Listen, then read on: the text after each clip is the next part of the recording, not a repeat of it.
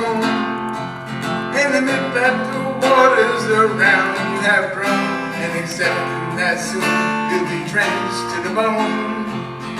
It is time to you is worth saving.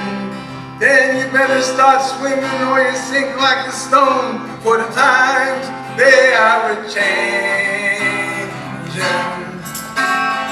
Writers come critics, that's writers' hand.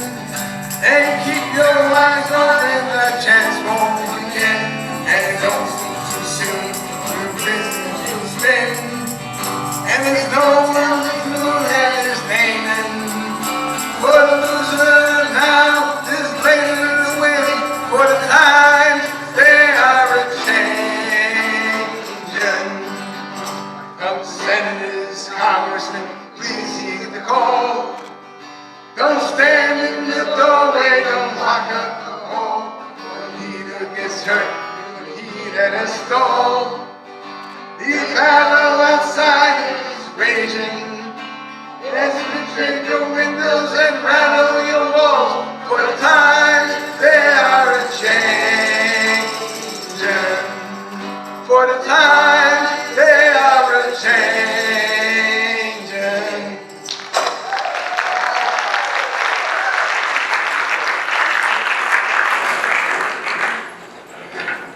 In my years, I was surprised what was happening in my young years.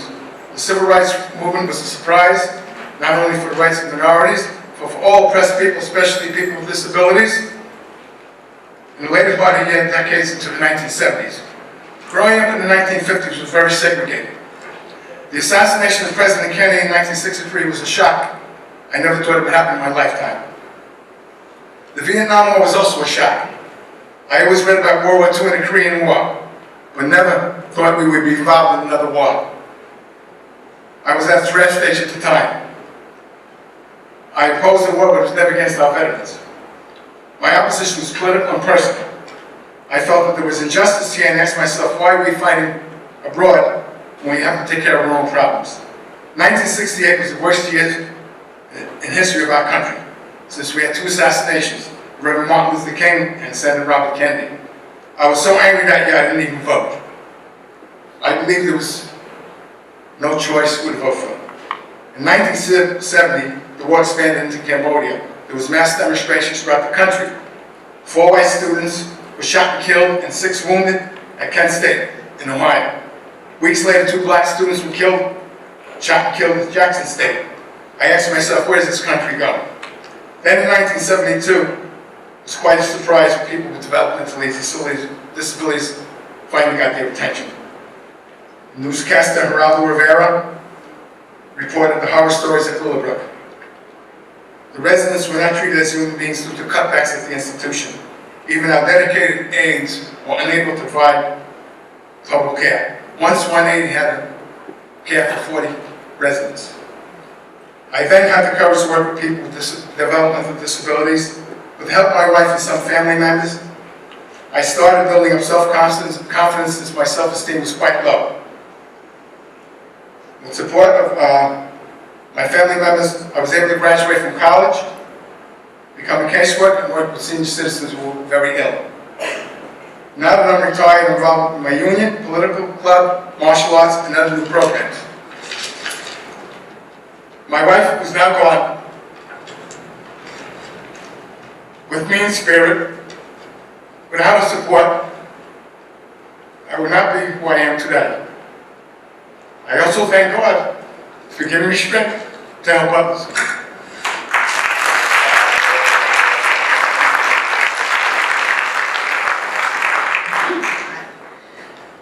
My first apartment was in Astoria. It was the top of a 2-family house. It had a purple shag rug, a built-in bookcase, and a living room that could fit a grand piano. It was my first apartment after my divorce. I lived with a TV stand and 2 folding chairs for 6 months before I bought a couch. The first night I spent at this apartment was after a day of work.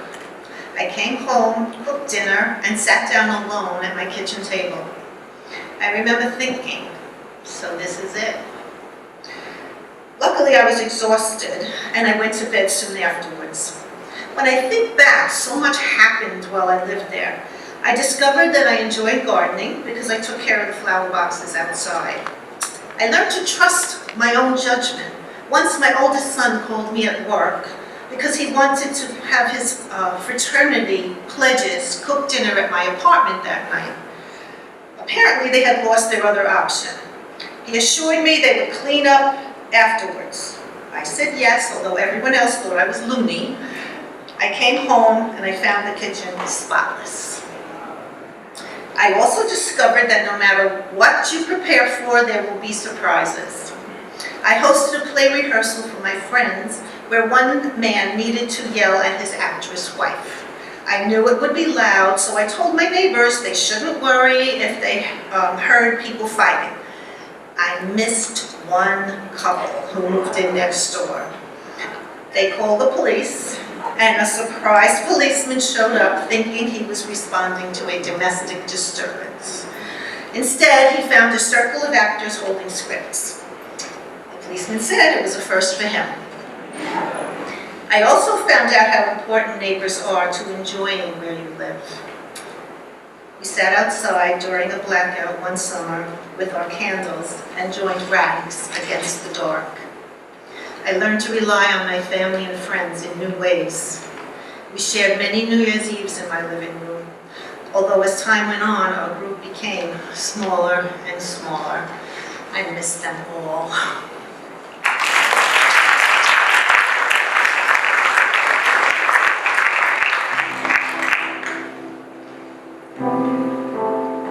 Everyone in the world bleeds red.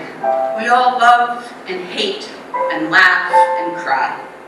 We're all the same, yet all still different.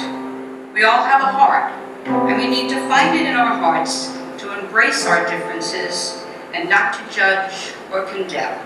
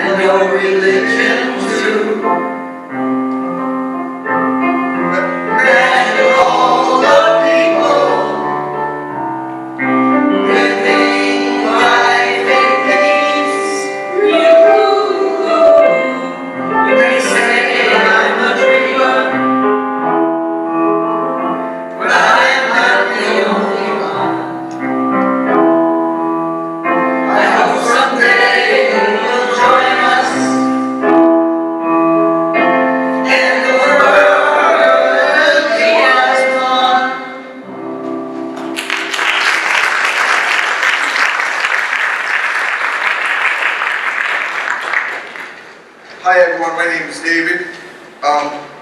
Here's my speech. The one time I am in my own world and everything is great is on the basketball court. On the court I can do no wrong and everything is okay in the world. I love the action and I love when I can do something positive like hitting a shot. It's just me and the basketball court and it's just magical. I feel really good about myself and I am in my own element. When I play I get a lot of compliments. People are amazed that I can play with basically one arm. That comes from playing at an early age and overcoming a handicap. I have cerebral palsy, which affects my right side. At an early age, my parents steered me towards sports, which was great. I learned to overcome adversity playing basketball and baseball. I had to work doubly hard because of my disability. In baseball, I used to catch the ball with my left hand, take the glove off, and throw with my left hand. Sports taught me perseverance and the will to never quit. For the most part, I have overcome my disability because of these two traits. Thank you.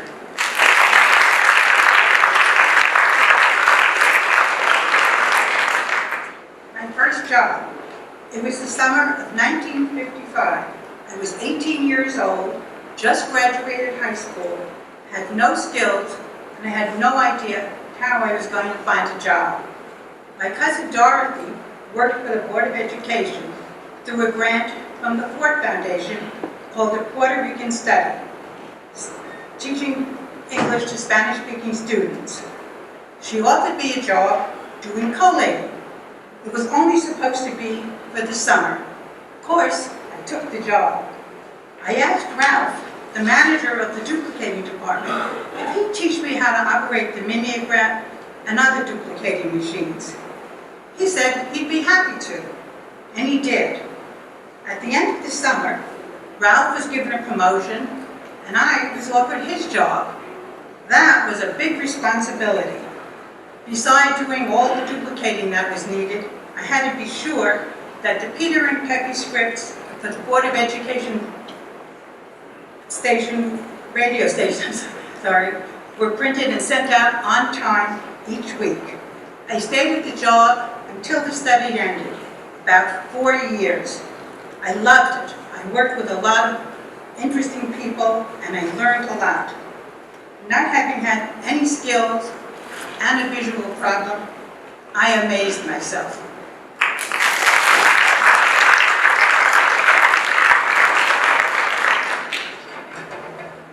Dear Patty Jean, being the only girl in the family should be great.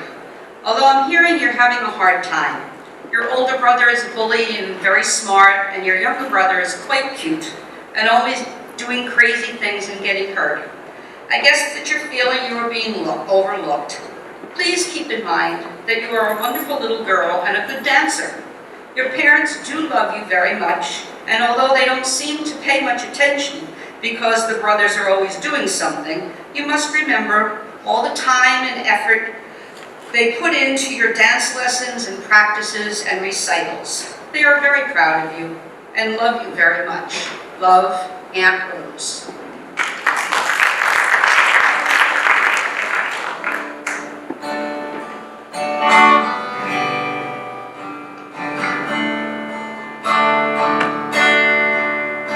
May the good Lord be with you down every road you roam.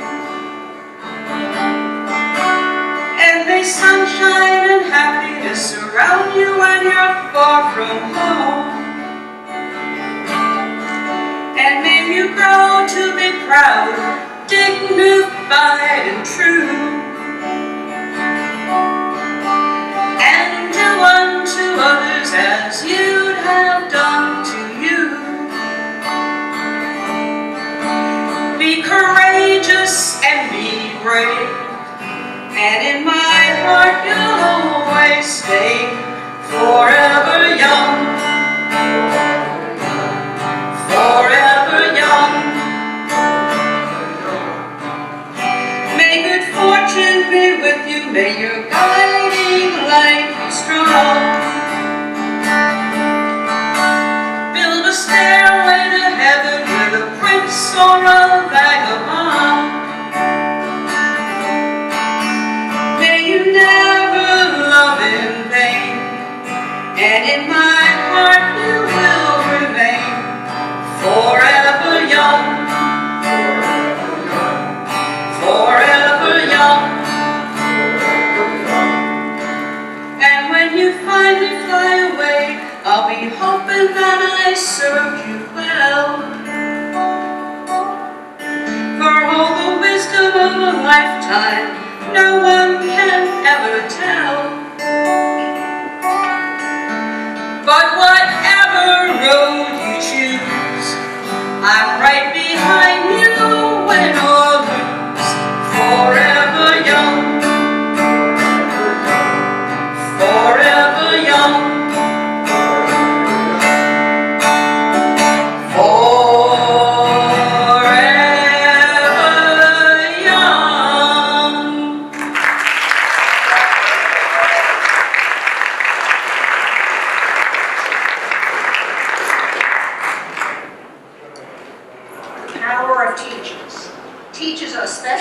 make a difference. They helped me to set a moral compass. In the 9th grade, I had Ms. McGovern for social studies. She made social studies a treat to learn because she made it fun. To this day, I talk about her outgoing ways and the way she made the class a cohesive class. Mr. Begoner in the 9th grade was my biology teacher. He made biology seem simple. I got 92 in his class. I also had Ms. Worth in the 9th grade. She was my math teacher. She was hard and tough. She made it seem important to do well, and I did. I also did not want to disappoint him. My French teacher, Mr. Carell, in high school, helped me get through French. He always called on me to read in French. He seemed to like the way I pronounced everything. When I had another teacher, she told me to go to the head of the French department because I was talking in class. That was great, because the head of the French department was Mr. Carell. Now, we just sat there and talked. We exchanged Christmas cards for years after. I always passed Mr. Carell's class, but I really am not a French scholar.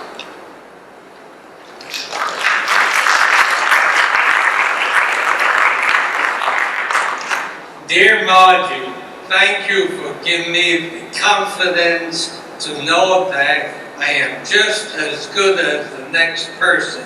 Also, to be myself and be able to communicate with people. Thank you for making me a better person. Love, Sheldon. Dear Mom, now that I'm at the age of 88, I look back at how easygoing you seemed to be. We would come home from the park or the beach, and after a full afternoon of making us lunch, having us change our clothes, we would sit around waiting, etc., for you to do more. Knowing today how much work you did, and yet always remained kind and understanding, you were my hero, Mom, Billy.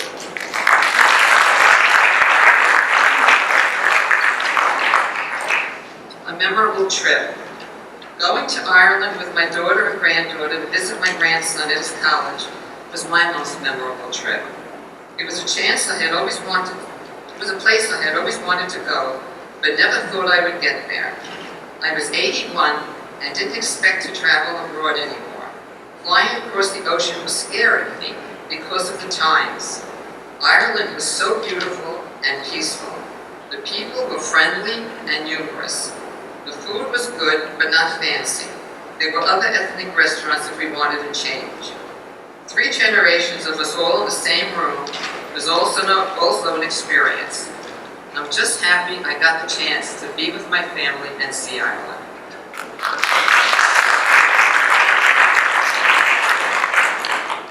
The bench in front of the CAP office. The benches in front of the CAP office were memorials to Blanche and Jerry Katz. They were close friends of mine. When Blanche was alive, she lived on the 4th Corporation in front of my building. When she was alive, I spent time with her. My son was a close friend of her husband's. Her husband, Jerry, was sitting outside on the bench waiting for his son to pick him up to play golf. That's how they met. I was also known as Chris's mother. I never had a name. They shared a same birthday. After he passed, we gave him flowers on his birthday. We put them on the bench across from Blanche. The bench is a perfect memorial to them. Every day I see their bench and I'm reminded of them. It's a wonderful memorial. Valerie LaRocca. Thank you very much.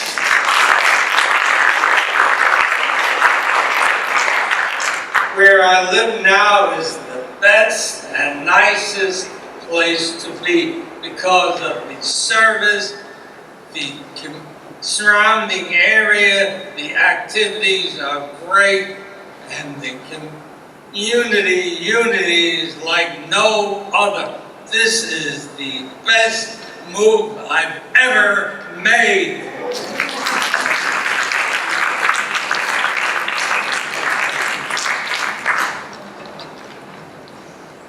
I am Happy and friendly.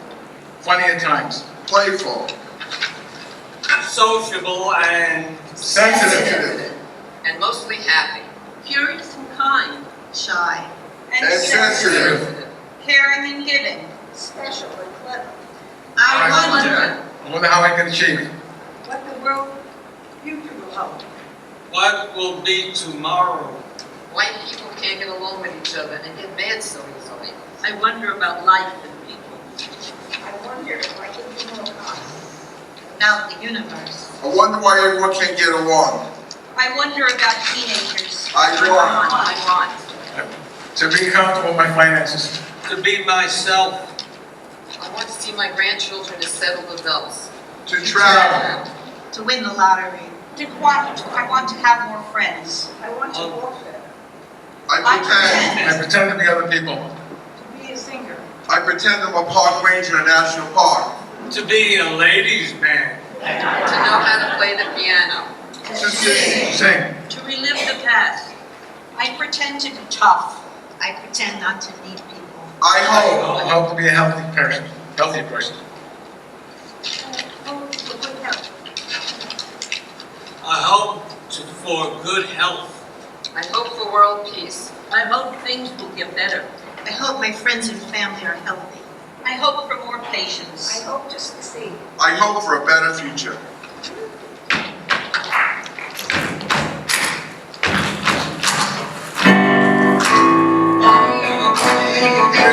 Playing in the street, gonna make it look like something. Got mud on your face, you make this race, kicking your can all over the place. We will rock you. We will rock you. We will rock you.